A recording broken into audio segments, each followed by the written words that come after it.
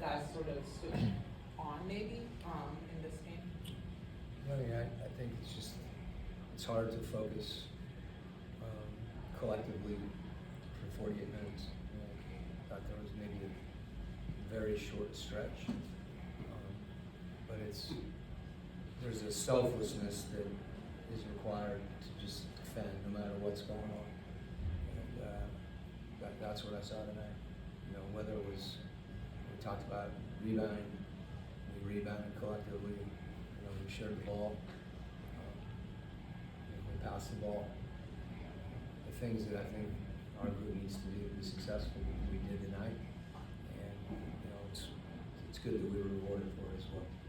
And I know pregame you joked about taking 15 3-point attempts. He was close to 12. Just the continued confidence that he's had, of just when he's open, just letting it fly. I wasn't joking. I think a lot of it too. You get more confident when your teammates are confident in you,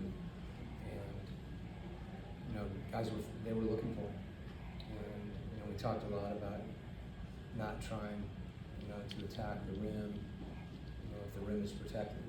And those were shots that we've seen him take and make, and the last few games he hasn't shot it as well as he'd like to. But he got in and did extra work, and it showed tonight. Coach, at the beginning of the season, you had Chris Stapps as a low post threat, but you didn't really get him that much this season.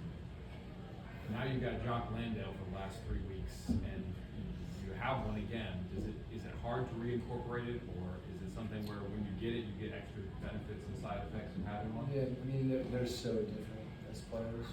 But to your point, I think what Jock's able to do is, find angles and deep seals.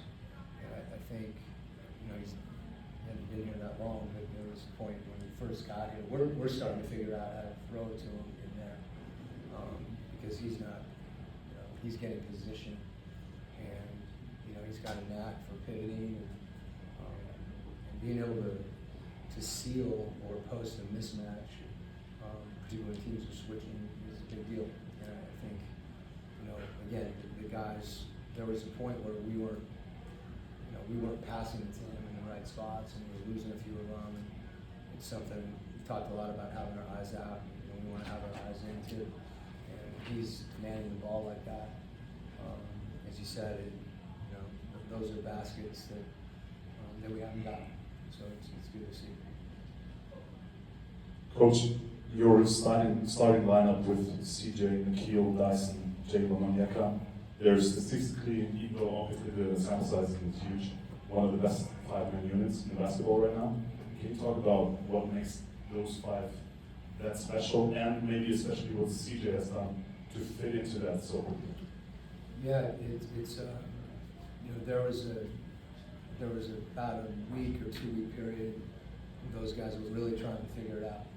And I think the 3 of them, and not only those guys, but Dyson and O, and I thought it was true of our team tonight, as far as them moving the ball and not caring who gets the shot, just making the right play.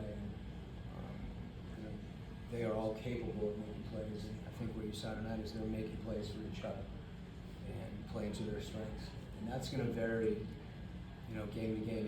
It's hard when people talk about defining roles, and that's a real thing. But also real is a group that's, this is the first time that Jonathan's played with JJ and Nikhil. So this has been a constant for us, and the thing that allows teams to gel is just them throwing themselves into the team and being able to not worry about a lot of the numbers, the stuff that doesn't show up, the hockey assists, whatever the case may be. And I think those guys have, begun to really embrace that, and that makes the whole becomes greater than the sum of the parts. Thanks, Coach. Okay.